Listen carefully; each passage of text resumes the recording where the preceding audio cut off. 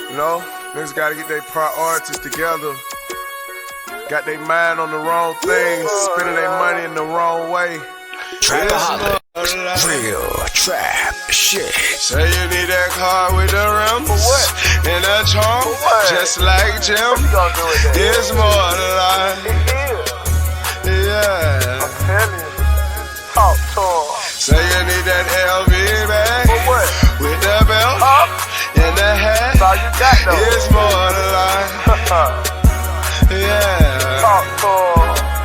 Real. Say you wanna turn up at the club, like some bottles, and press them guns. It's more than life. Fucking everybody. Yeah. Good evening, everyone, and welcome to Saints and Appetizers podcast. And who dat? And we're coming at you with some more main course here, some Saints updates, and it'll be the updates and injury report for the Patriots game in New England at New England. There's a another noon start time, so it's just perfectly timed to, if the Saints lose, it'll ruin the rest of my Sunday of watching football. But it's a road game for the Saints. It's on CBS because it's a AFC team. So but let's hope they can win this one, so it can not be such a depressing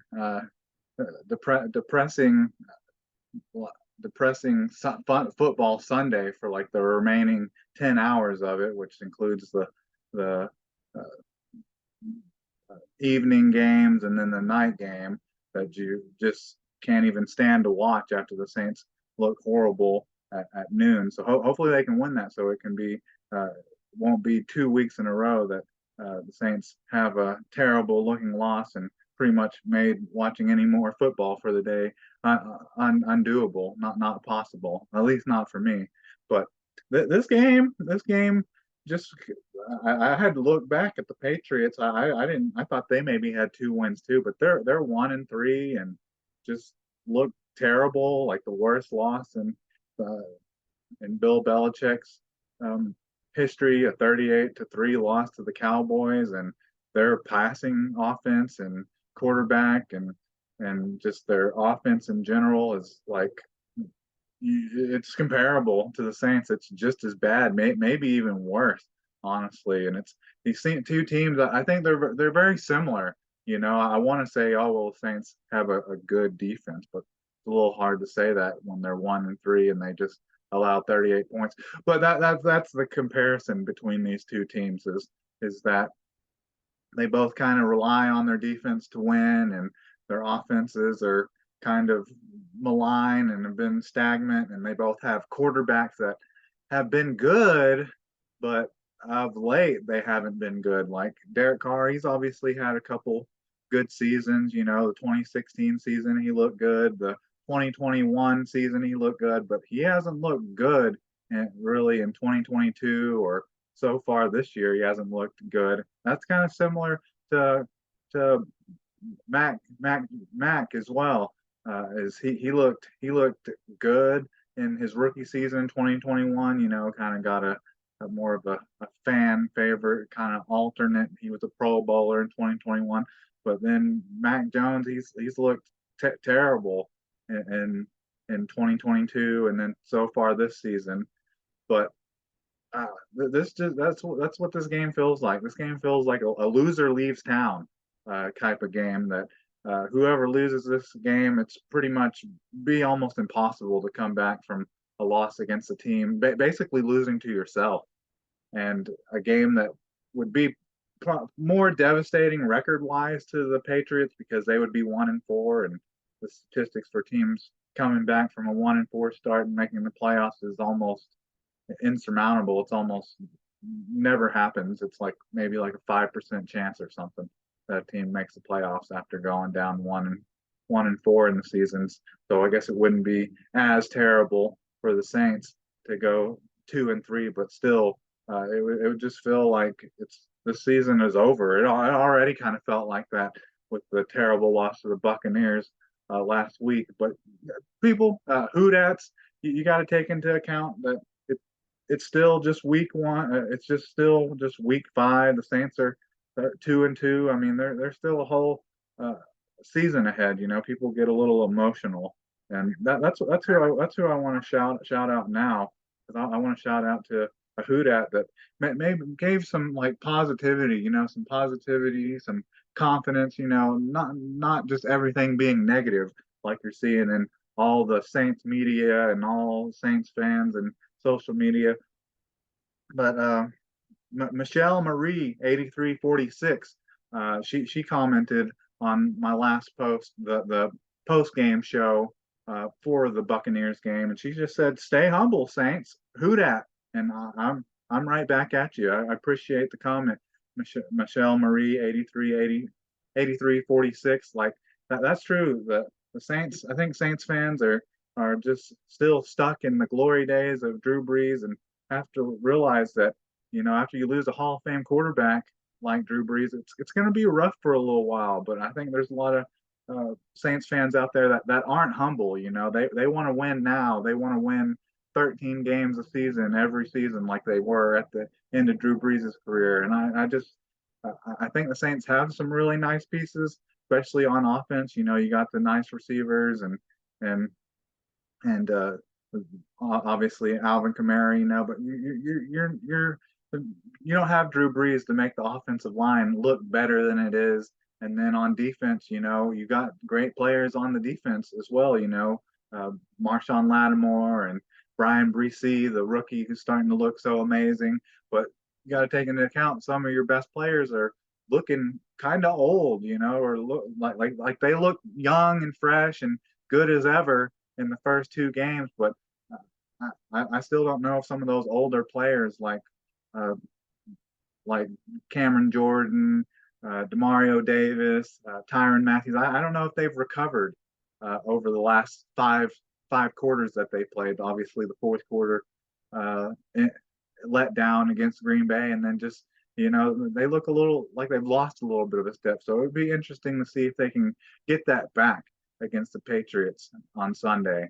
But anyway, let's get into the injury report here a little bit and see what we can decipher from it.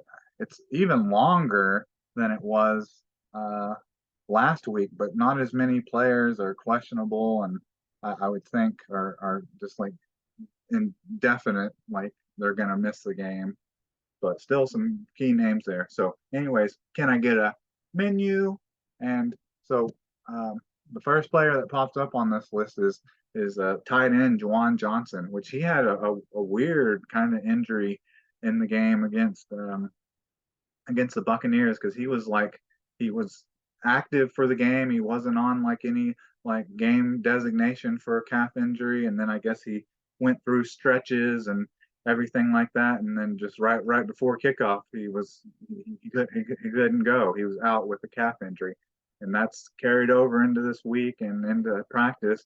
And so he didn't practice Wednesday, he didn't practice Thursday, he didn't practice Friday, and he's out for this game. So that hurts, losing one of your starting tight ends, you know, who looked great last year. You know, he looked like he was really a weapon. You know, had like 500 yards receiving and 8 touchdowns. He looked like a red zone threat last year, but I don't know how big of a loss that is really in this game, because he just hasn't been a bit much of a factor really in this season so far. So yeah, it hurts losing your starting tight end. I would almost put all of them comparable. All three tight ends are like starters to me. Juwan Johnson, Foster Monroe, and Jimmy Graham. The only glaring difference between those is that I would say Foster Monroe is like head and shoulders better than Graham and Juwan Johnson when it comes to the blocking, you know. But other than that, I kind of look at them almost as interchangeable. But I would say that missing Foster Monroe for the last couple of games has probably hurt them a little bit in the blocking, you know, pass and running. So that sucks to lose your starting tight end for a game, but he hasn't been much of a factor, at least not offensively.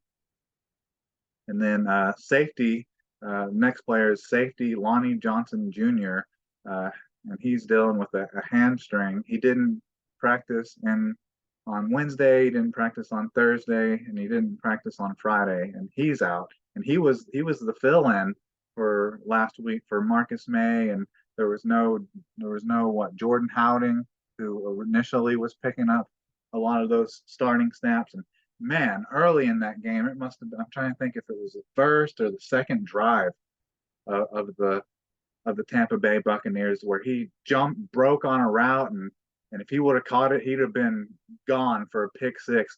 Like that's the kind of plays that the Saints need and weren't able to make in that game. Like if Lonnie Johnson Jr. would have got that interception early on the game, and I think the score would have went up. The Saints would have been 10-0 at that point if Lonnie Johnson Jr.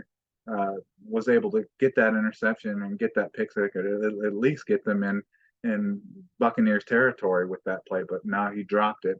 But it doesn't look like he was just kind of sharing starting snaps with Jordan Howding over the last couple of weeks, and I guess he was like the full-time starter last week until he went down with the injury, the hamstring injury. So you won't have him, so you lose even more depth at the safety position, not having Marcus May and now not having Lonnie Johnson Jr. And then you have guard Andreas Pete, who got concussed in the game against the Buccaneers. He didn't practice Wednesday, he didn't practice Thursday, and then was limited on Friday and is questionable for the game. So that should be interesting. Usually when a player gets a concussion, they usually at least miss. It's almost like guaranteed they're going to miss like 1 week. Even though he was limited on Friday, I still wouldn't be surprised if he doesn't play. And that's kind of a bummer to me because Andres Pete, he's the long time starter for the Saints, has been a starter for them. Some at offensive tackle, but mostly at left guard like his whole career. And then he kind of lost his starting job in off season and didn't start the season as a starter. But I think since he's kind of came in for Cesar Ruiz and James Hurst, I think the offensive line has played a little bit better, honestly, with Andres Pete in the lineup. So I think that would be a bit of a loss if he doesn't play, if nothing else for depth, because then you'll be having to rely on the rookie Salvaderi a little bit more than you want if one of your other guards doesn't play, is out of this game or gets hurt during the game. So I hope Andres Pete's able to go. And then you have a tackle Ryan Ramczyk, who's it's been pretty much all season. It just rest and maintenance, but they're not saying it's a knee. They're saying it's a foot injury, some kind of foot injury he's dealing with. But he didn't practice Wednesday. He was limited on Thursday, and then was full on Friday. So he should be good to go.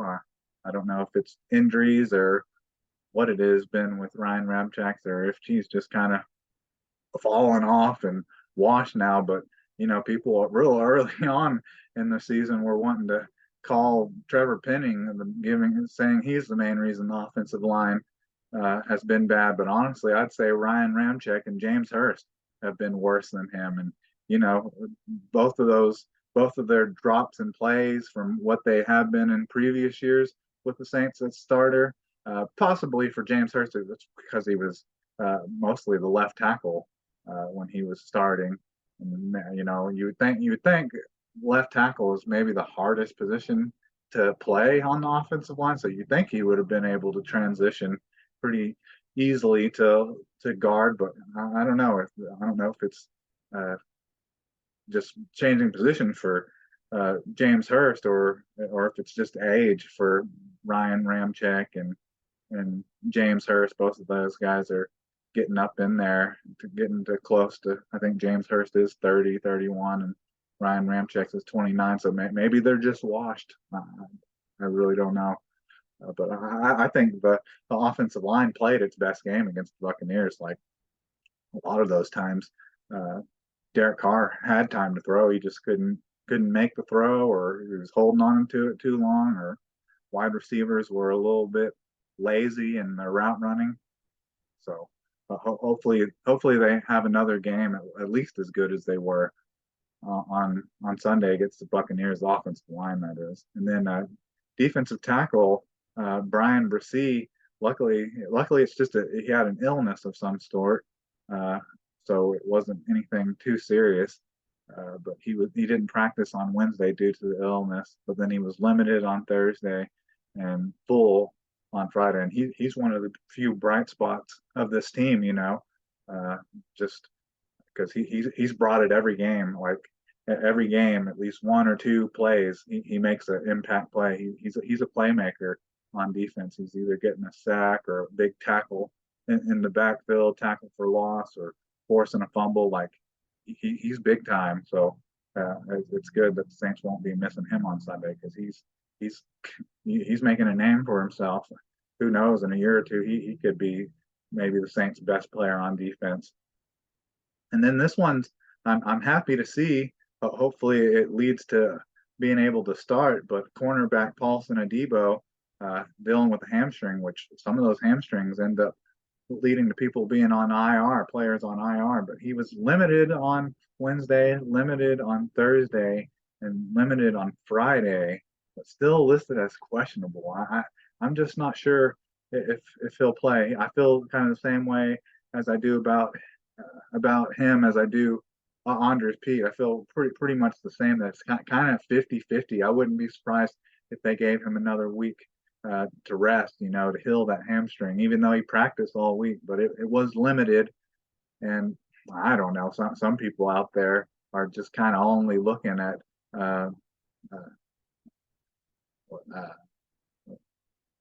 Isaac Yadom. Yeah, Isaac Yadom's.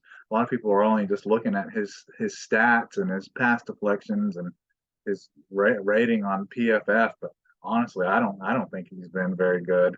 I think since he had to play and start back in the Green Bay game, he's given up trying to think if he gave up two of the touchdowns in two of the touchdowns against Tampa Bay, and then at least one or maybe even two in the game against Green Bay. I think he's given up like 2 or 3 touchdowns this season. So I personally don't think he's been that great. I haven't been impressed with him, but I think a lot of people have. He's a face guarding corner. He never gets his head around, even though he did have an interception, and I think he had a pass deflection in another game that led to an interception. But I'm not a huge fan of how he plays. He's seems like he's always one play from either giving up a touchdown or getting called for a big pass interference because he doesn't turn his head around. So, but maybe the Saints coaching staff has confidence in him and will allow him to start one more game while Paulson Adebo's out with the hamstring. And then we have a quarterback Derek Carr dealing with that AC joint injury, the right shoulder sprain. He was limited on Wednesday, limited on Thursday, and limited on Friday, and is listed questionable again. I would be surprised if he didn't start, even though I don't know if it's the wisest thing in the world because he just didn't look healthy in the game against the Buccaneers. But seeing how he didn't start, didn't practice like on Wednesday or Thursday last week, and then just practiced on Friday and was listed as questionable and played. So I would be surprised if he didn't play. And then on to Eric McCoy, center Eric McCoy, knee. He was limited on Wednesday, but full on Thursday and Friday, and he has no game designation. And then Foster Monroe, who's been dealing with the ankle injury, and I think the team and the offense has been missing him more than they would probably like to admit, just because it's strictly off of the impact he makes in the blocking game, running end and pass protection. But this is good. This is probably the biggest positive from this injury report is that he was full all week. He was full Wednesday, full Thursday, full Friday, and then no game designation. And then Jordan Howding, who last week I was a little hard on him about his finger injury and whether he should be able to play through that, even though it was said that he was, after getting the finger surgery, he was had a big cast on his hand, and then even had his arm in a sling. Like that sounded a lot more than just a finger injury, but seems like it healed fast enough because he was back in practice this week. So safety Jordan Howding, who will probably be your starting safety on Sunday against the Patriots. He was full Wednesday, full Thursday, and full Friday. So I may be hard on the kid a little bit for not playing through something, but if it's something that you're able to clean up with a little bit of surgery and 1 week's of rest, then I guess I'm fine with it. And then backup swing tackle Landon Young is dealing with the hip, so he must have hurt it in practice. These are the most annoying and stressful injuries that can happen. So he practiced on Wednesday, but then was limited on Thursday, and then didn't practice on Friday. So it just got worse. The hip injury got worse. So he's out for the game. So Saints lose a little bit of depth on the offensive line there. And then this is an interesting one as well, because he must have heard it in practice, just like Landon Young did. But guard / tackle, your rotational offensive lineman, James Hurst, who we were just a little hard on earlier, must have hurt his ankle in practice or something, because he was not listed on the injury report on Wednesday or Thursday, but then popped up limited practice on Friday and was limited and is questionable for the game. So I wouldn't be surprised if he didn't play. I wouldn't be surprised if Paulson Adebo didn't play, and wouldn't be surprised if Andres Pete didn't play. And if both those players, James Hurst and Andres Pete, don't play, that would be a problem. Even though the offensive line, none of those guys have looked any good, but even their backups behind them aren't going to look any better. You got to take that into account. So that's the Saints injury report. It's long. It is long, but I don't think it's quite as bad as it was last week. And then onto the New England Patriots injury report. It is very long as well, but they have some key players that are on it that I think they're on IR at this point. But their rookie cornerback, who was I'm pretty sure he was a high draft pick. He was like a top 15 pick. Christian Gonzalez, who was starting at one of their corner spots. He's dealing with a shoulder injury. I think he tore his pectoral or something, I think.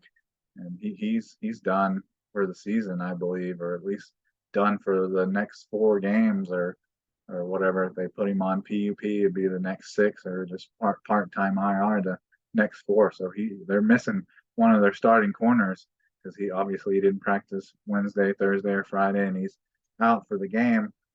But the Patriots, they were on that. They knew they had an issue with the injury to Christian Gonzalez and him going to be missing some extended time. So they went right out and traded for J.C. Jackson, who made his name originally in New England. I almost want to say he was an undrafted free agent, and there was a couple seasons there where he had like 9, 10 interceptions, and then he went and signed a big deal with the Chargers, the Los Angeles Chargers.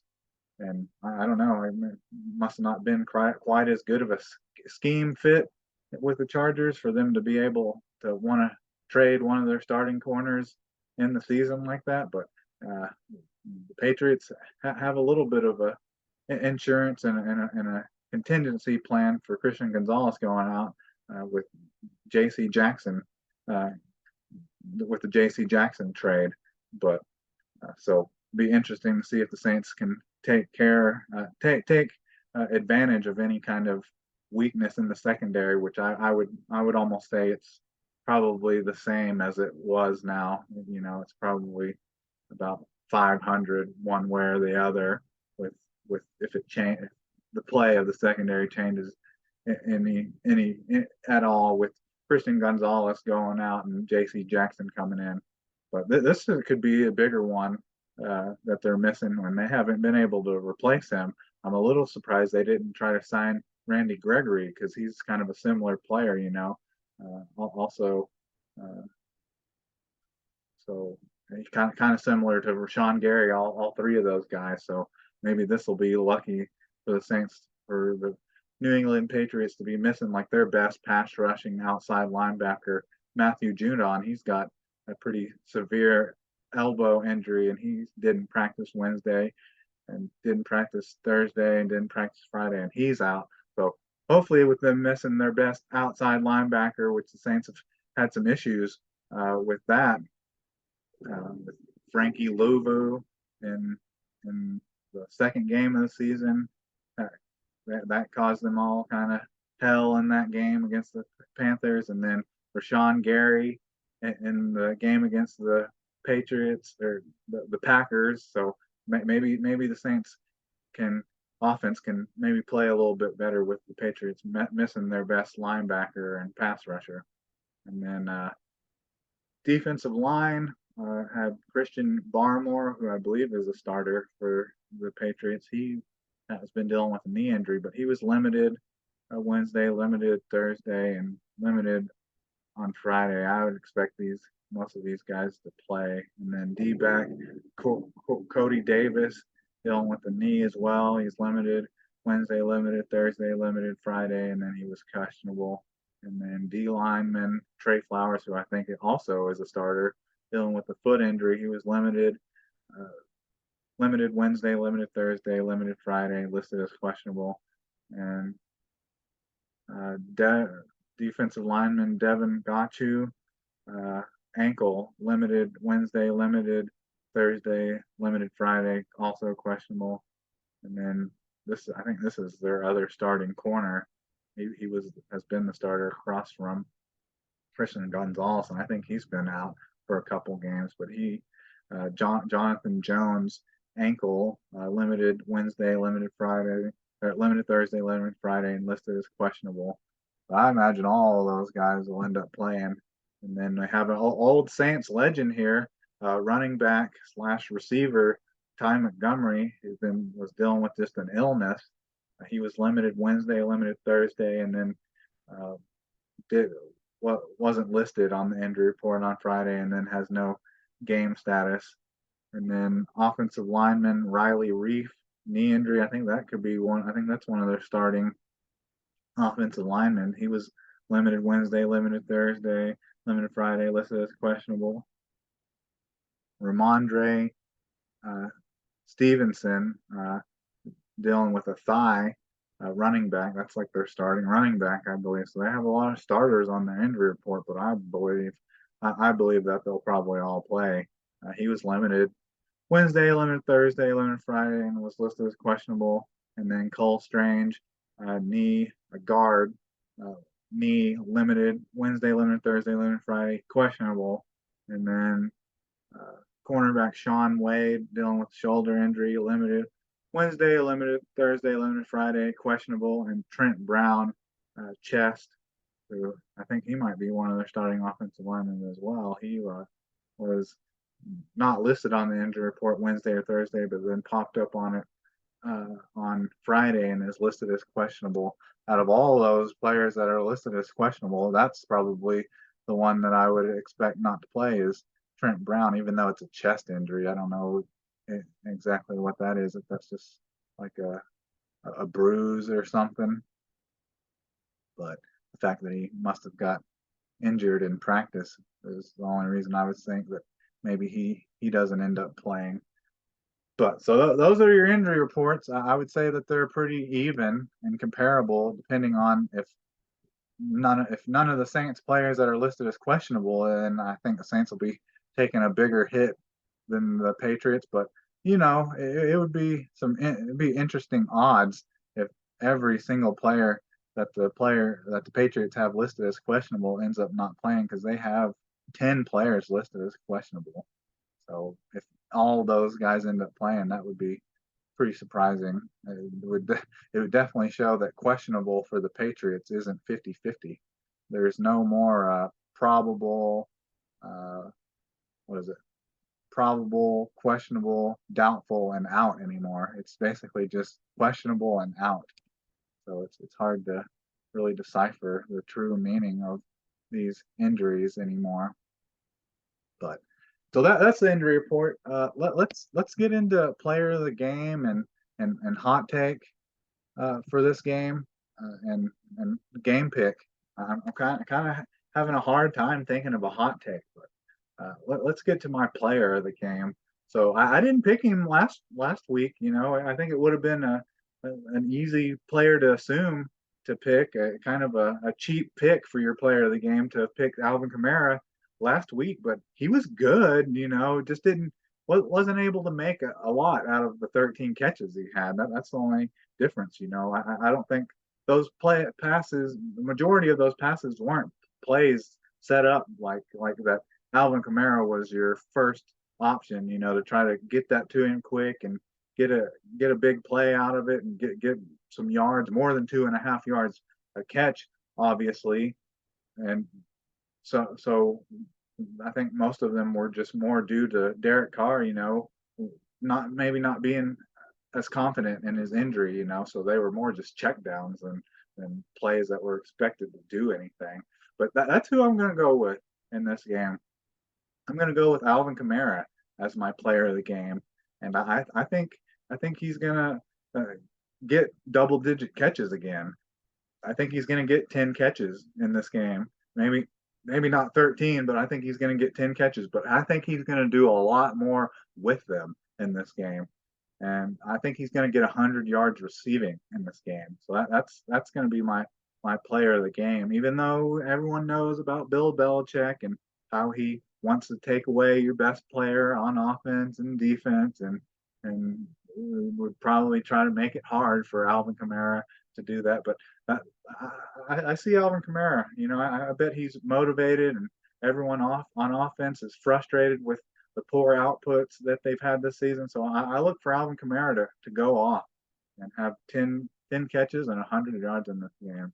And hopefully plus on both of those. Hopefully more than 10 catches. Hopefully he has a DJ Moore type of game where he has like 200 yards receiving. But we'll just have to wait and see. And then my hot take, I've been really having a hard time of thinking of a hot take for this, but I think I'm going to go back to the game that the Saints played in New England, Foxborough, in 2021 when they had 3 interceptions off of Mac Jones and pretty much handled him. You could say during Mac Jones's rookie season that was maybe his worst game was against the Saints.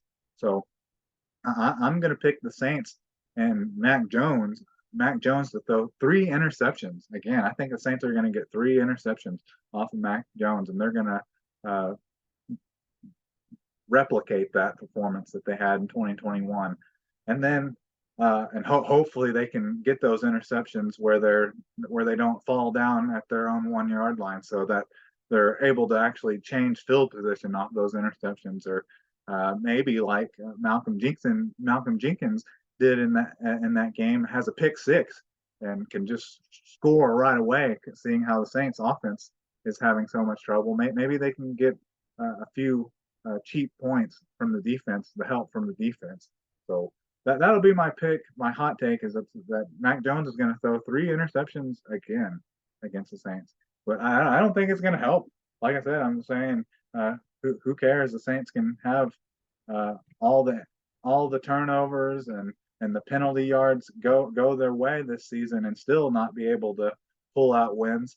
But so I don't see this game being a blowout, even if the Saints do have 3 interceptions off of Mac Jones. I'm going to pick the Saints. I've gone 2 games in a row where I haven't picked the Saints. I didn't pick them against Green Bay. I didn't pick them against the Buccaneers just because I felt kind of bad about those games. I felt uneasy due to injuries and just how the team had overall played, and then the potential of not having Derek Carr against the Buccaneers.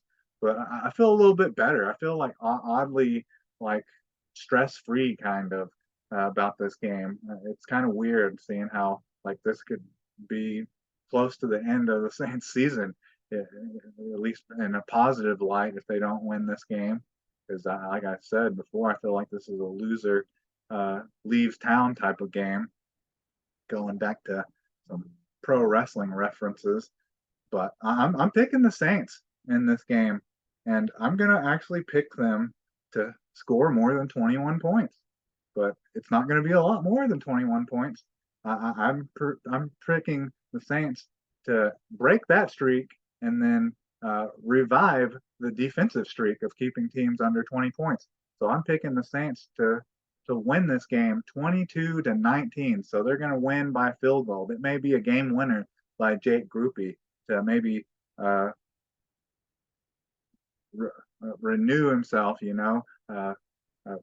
break the bad aura that's kind of been over him after missing the potential game winner against the Green Bay Packers. So he'll be able to get a chance at redemption.